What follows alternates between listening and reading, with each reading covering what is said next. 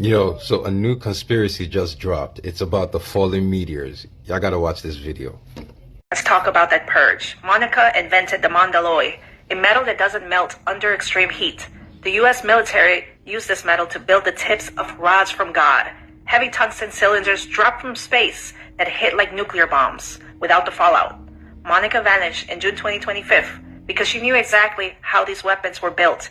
If she stayed in the public eye, she could have identified the technology the moment it was used. Now in October 2025, sensor expert Jacob Pritchard and human interface specialist Jamie Costitis were killed at Wright-Patterson Air Force Base. They were the ones that programmed the AI to steer those orbital rods to their targets. They were killed to ensure no one could testify about the specific software signatures used in these strikes. In February 2026, astronomer Carl Grillmeyer was shot.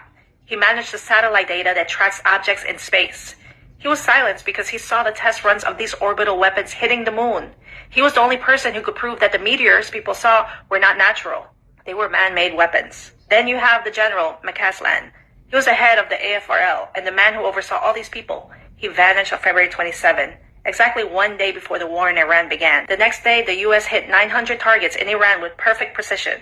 There were no planes, no missile trails because the weapons were dropped from space. Every person on that list was a witness to the construction of a weapon system. The level of precision, targeting the supreme leader in the bunker within the first hour. And in the first 2 days, 14 high-ranking commanders were eliminated. This suggests space-based weaponry. If you guys remember, I made a video about the retired general that went missing. Well, it turns out that everyone that was under his command is either missing or dead. And what they were working on was something that had to do with outer space.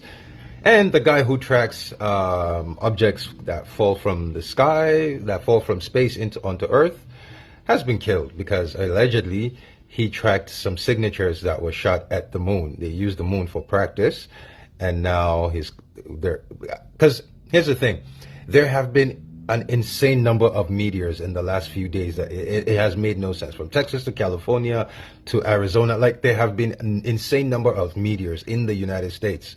But anyways, that's a new conspiracy right now, is that United States government now has access to space-based weapons.